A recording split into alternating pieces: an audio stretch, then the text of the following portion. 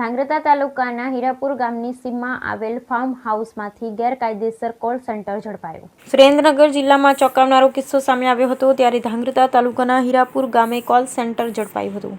2 પુરુષો તેમજ 2 મહિલાઓ સહિત અન્ય એક વ્યક્તિ કુલ 5 વ્યક્તિઓ ઉપર ગુનો નોંધીને 6 લાખથી વધુ મુદ્દામાલ કબજે કરવામાં આવ્યો. ધાંગ્રધા તાલુકા પોલીસ દ્વારા રેડ કરી કાયદેસરની કાર્યવાહી કરી 5 લોકો ઉપર ગુનો નોંધવામાં આવ્યો. ધાંગ્રધાના હીરાપુરા ગામેથી કોલ સેન્ટર ઝડપી પાડ્યું. વિદેશીઓને એન્ટીવાયરસનું ઓનલાઈન સોફ્ટવેર નાખવાનું કહી $માં રૂપિયા પડાવતી ગેંગમાં સામેલ દિલ્હી, લખનઉ અને અમદાવાદની 2 મહિલા સહિત 4 શખ્સો ઝડપી લેવાયા. પોલીસે સ્થળ પરથી લેપટોપ, મોબાઈલ સહિત ₹6.69 લાખનો મુદ્દામાલ ઝડપી લીધો. ધાંગ્રધા વિસ્તારમાં કોલ સેન્ટર ચાલતું હોવાથી બાતમી મળતા જિલ્લા પોલીસ વડા ડોક્ટર ગિરીશ પંડ્યા દ્વારા આ અંગેની કાર્યવાહી કરવા સૂચનો આપવામાં આવી. ત્યારે ડીવાયએસપી જીડી પુરોહિતના માર્ગદર્શન નીચે ટીમ દ્વારા ધાંગ્રધાના હીરાપુર ગામમાં આવેલ કુબેર ફાર્મ હાઉસમાં શંકાસ્પદ પ્રવૃત્તિ ચાલતી હોવાની જાણ મળતા તાલુકા પોલીસે કાર્યવાહી કરી હતી. જેમાં કુબેર ફાર્મમાં 2 મહિલા સહિત 4 શખ્સો દ્વારા વાઈફાઈ, લેપટોપ ઉપર ટીમ રિમૂવરનો ઉપયોગ કરી વિદેશમાં રહેતા નાગરિકોને સોફ્ટવેર પ્રોગ્રામ નાખવાની લાલચ આપી તેમની પાસેથી એકાઉન્ટમાં ઓનલાઈન પૈસા જમા કરાવી અને છેતરપિંડી કરવાનું કોલ સેન્ટર ચાલતું હોવાનું ખુલ્યું હતું.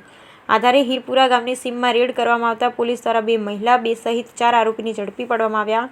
આરોપી પાસેથી લેપટોપ, ટીવી, મોબાઈલ અને સોફ્ટવેરના સાધનો, સિમ કાર્ડ સહિત કુલ ₹6.69 લાખનો મુદ્દામાલ ઝડપી પાડવામાં આવ્યો હતો. પોલીસ દ્વારા તાલુકા પોલીસ સ્ટેશન ખાતે 2 મહિલા સહિત 4 શખ્સો સામે ગુનો નોંધી ધરપકડ કરવામાં આવી. આ તપાસમાં પણ બહારની એજન્સીઓ જોડાશે. ત્યારે હાલ ધાંગ્રધા તાલુકા પોલીસ દ્વારા વધુ તપાસ હાથ ધરાઈ છે. ત્યારે આ કોલ સેન્ટર કેટલા સમયથી ચાલતું હતું, કોણ સંડોવાયેલા છે સહિતની વિગતો તપાસ બાદ બહાર આપવાની શક્યતા સેવાઈ રહી છે.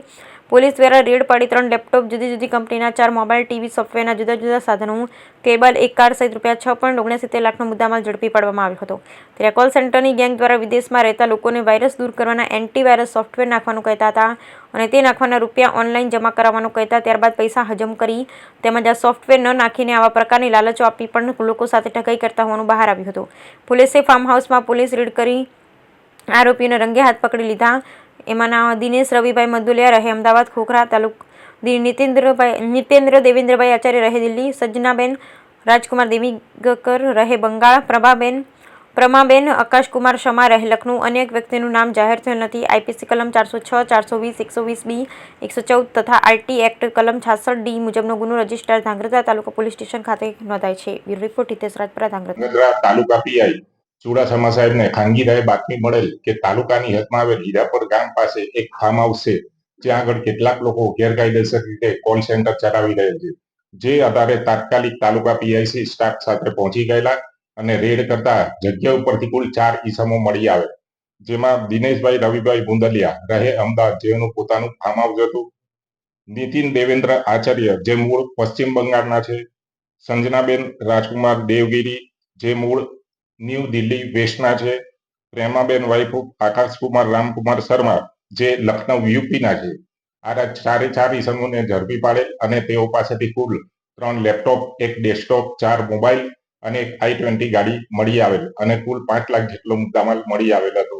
આ લોકો અમેરિકન સિટીઝનને કોન્ટેક્ટ કરી અને તેઓના મોબાઈલની અંદર કે કોમ્પ્યુટરની અંદર સોફ્ટવેરમાં વાયરસ આવેલો છે એ રીતે કોન્ટેક્ટ કરી અને સોફ્ટવેર વાયરસ કાઢવાના બહાને એ લોકો એમની પાસેથી $માં રૂપિયા મેળવતા હતા અને આ રીતે છેતરપિંડી આચરતા હતા.